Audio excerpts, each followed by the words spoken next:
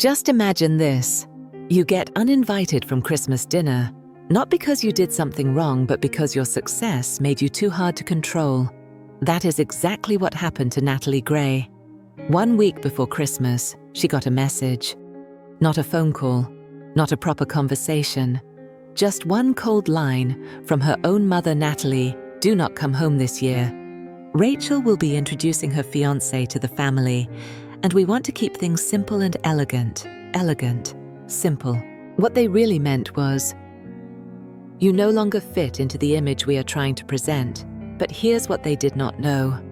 While they were setting up the perfect dinner table for the perfect daughter and her picture-perfect politician, fiancé Natalie was signing a contract that could determine the future of the entire family. Because the daughter they cut out of the dinner plans has now become the woman holding the fate of the entire family in her hands.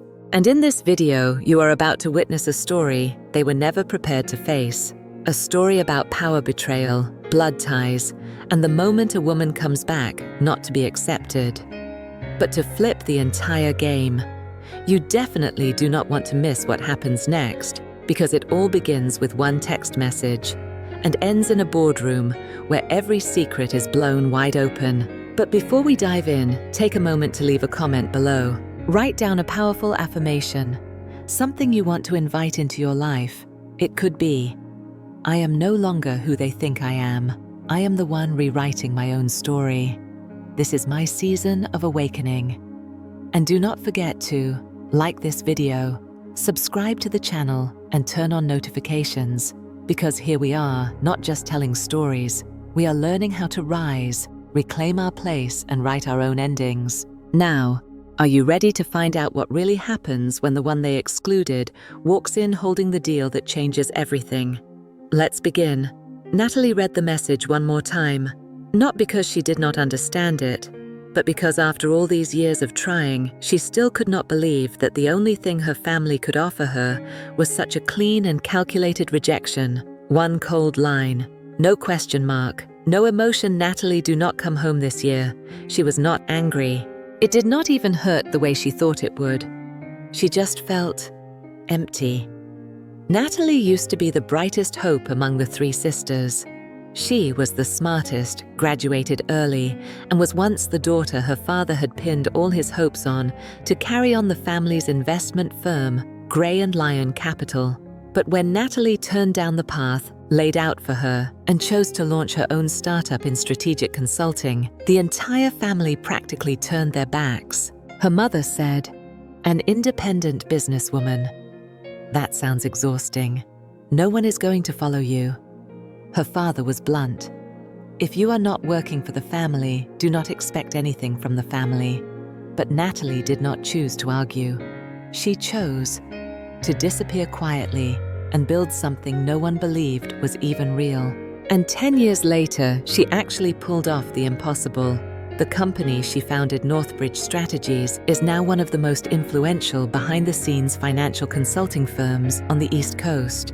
No media presence, no flashy logos, but every major deal has Natalie Gray's signature on it. Ironically, Gray Lyon, her family's company, is now in serious trouble. Bad investments partners pulling out international projects on pause. And on the list of potential firms that could save them is Northbridge Strategies, Natalie's company. But they have no idea. Natalie received the partnership proposal from Gray Lyon through her legal team. When she saw her father's name listed among the signatories, she just smiled faintly. She knew. The moment she had waited for over a decade had finally come. But she had no plans to get revenge. Natalie did not live for payback. She lived to prove this one truth: she did not need to be invited to the table because she could own the entire room. She instructed her legal team to include a small clause, seemingly harmless, but deliberately placed. The signing ceremony must be held in person, and it is mandatory that the entire original executive board, including all founding family members, be present. No one questioned it. They just assumed she was a tough CEO who liked formalities. But Natalie knew that moment would be her grand entrance and her first statement. "You did not invite me to Christmas, Now let me show you what I am holding in my hands. The signing was set to take place at the headquarters of Northbridge Strategies, a sleek 18-story glass building in the heart of downtown Boston. It was the place where Natalie had spent the last decade building everything from the ground up. No giant signage, no glitz, but everyone in the industry knew if you got a seat inside here, you were sitting next to real power. Her family, Gray Lyon Capital, arrived right on time. Her father, Charles Gray, looked calm on the surface, but his eyes betrayed a quiet worry. Her mother, Victoria, seemed out of place in an outdated pearl dress. And of course there was Rachel, the sister who was always introduced as the real pride of the family, with her rising star senator fiancé by her side. They had no idea what was coming, and Natalie had no reason to warn them. She stood in the control room on the second floor, watching them walk into the large conference room through the one-way glass. Her heart was not racing. She was not nervous. There was just this calm, the kind you feel when you know you are exactly where you are supposed to be and you have nothing left to prove. At exactly 10:10 a.m., Sam, an assistant announced the chief executive officer is on her way down. The room straightened. All eyes turned toward the grand door.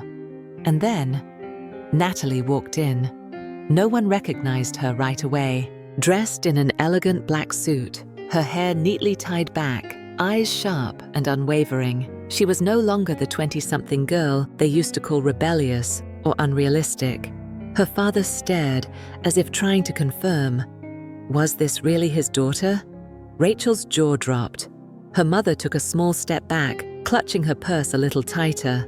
Natalie did not speak immediately.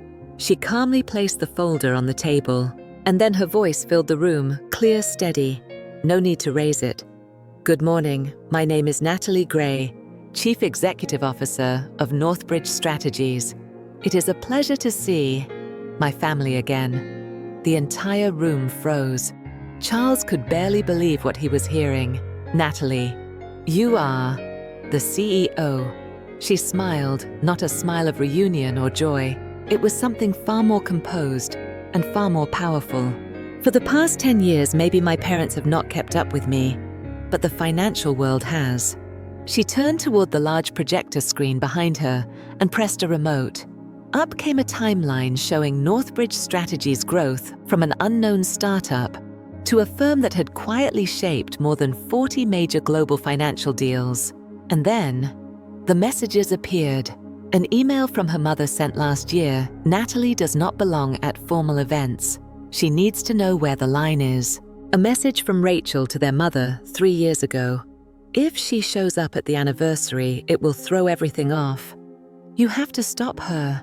Natalie said nothing more.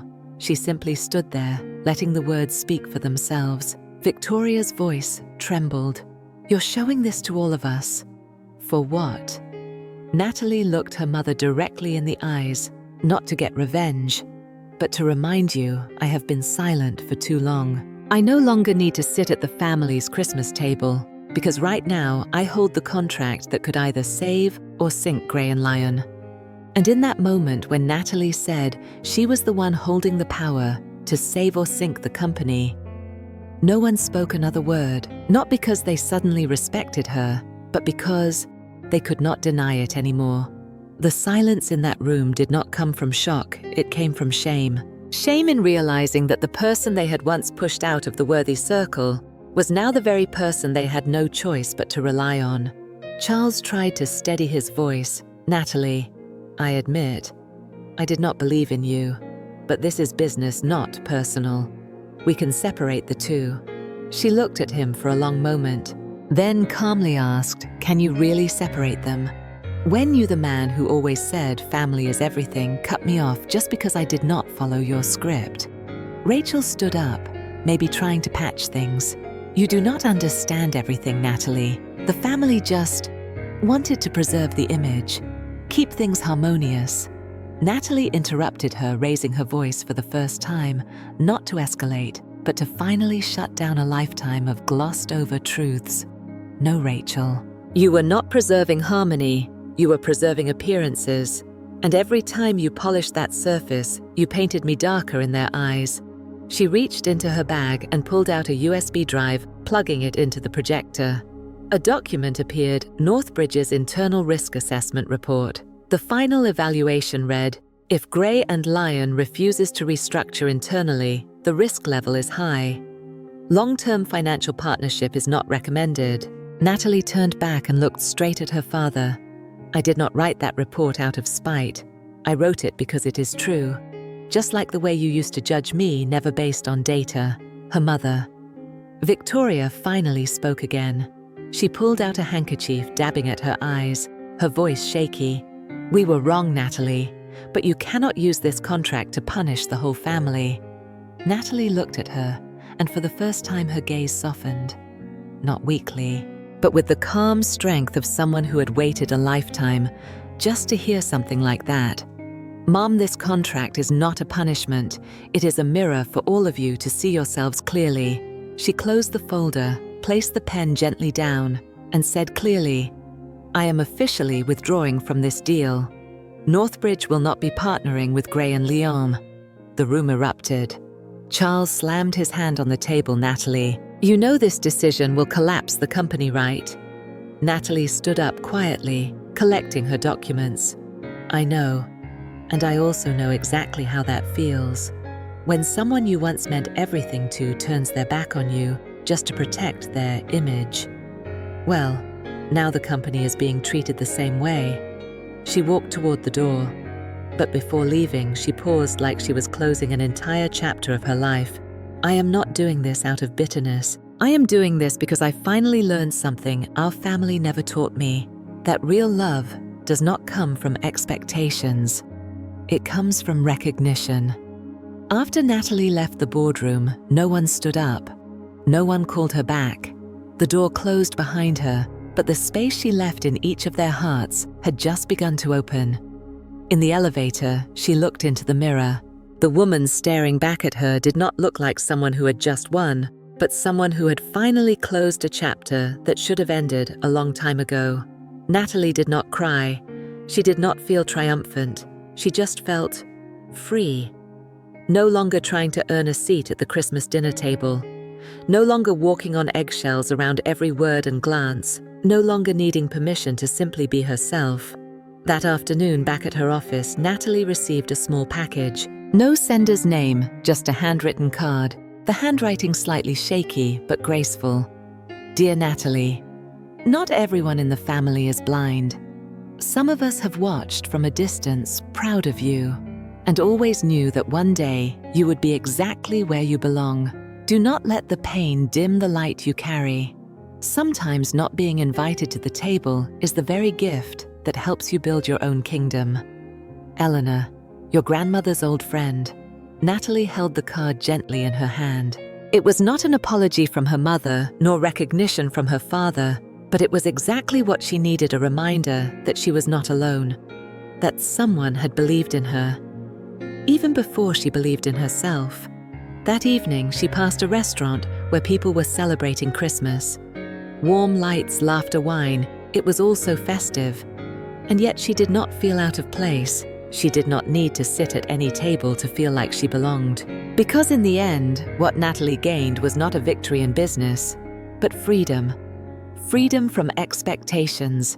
Freedom from having to earn love. Freedom from the wound called family only loves you when you fit their mold. Gray and Lyon, they will struggle. Maybe they will find another partner, maybe not. But one thing is certain, they will never forget that day, the day they lost the chance to save the company, simply because they took too long to recognize the true worth of someone. Rachel. After the meeting, her fiancé backed out of working with Gray and Lyon. The media started questioning the firm's financial credibility. Rachel reached out to Natalie once just to say, if you are willing, I would like to apologize, but I understand if you do not want to hear it. Natalie replied, forgiveness is one thing.